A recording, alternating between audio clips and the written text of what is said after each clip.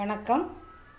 இன்றைக்கி இன்னும் வித்தியாசமாக அழகாக நல்ல நல்ல கோலங்களை நீங்கள் பார்க்க இருக்கிறீங்க.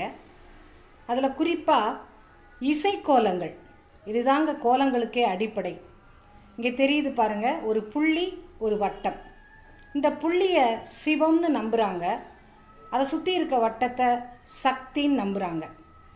சிவமும் சக்தியும் இணைந்த அந்த நம்பிக்கையை தான் இந்த கோலத்தினுடைய அடிப்படையாக நம்ம பார்க்குறோம். எல்லா கோலத்துலேயுமே வட்டங்கள் இருக்கும். இந்த 2 கோலங்கள்லேயும் தனித்தனியாக 3 வட்டம் இருக்குது. மற்றதெல்லாமே நெளிவுகளாக தான் இருக்குது.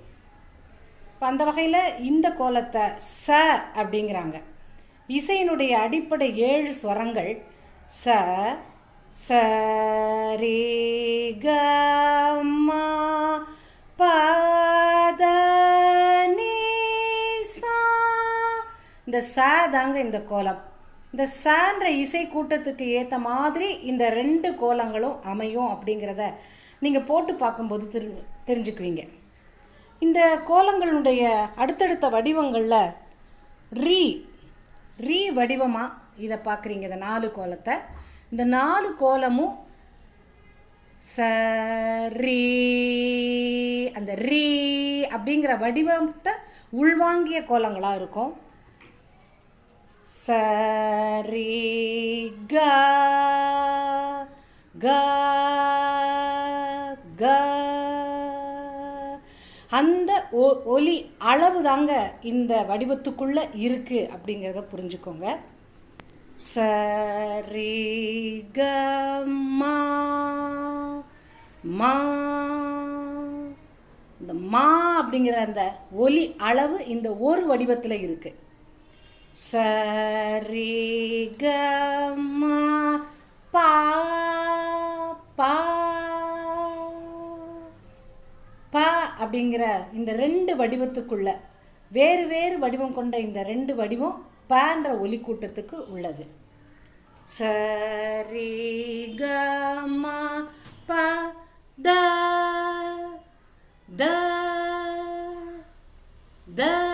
இந்த 2 வடிவங்களும் த என்ற ஒலி கூட்டத்துக்குரியது. நீ சரி க ம ப த நீ நீ. நீ அந்த நீன்ற ஒலி அளவை சொல்லி அந்த கோட்டை அப்படியே போட்டு பாருங்க, அது அப்படியே இருந்து நிற்கும்.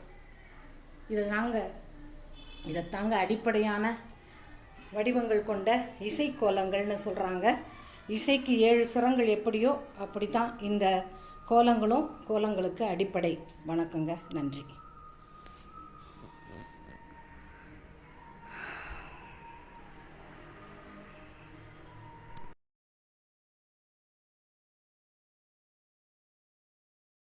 விளக்கேற்றி வைக்கிறேன், விடிய விடிய எரியட்டும். நடக்க போகும் நாட்களெல்லாம் நல்லதாக நடக்கட்டும், நல்லதாக நடக்கட்டும், நடக்கட்டும். ஆ ஓ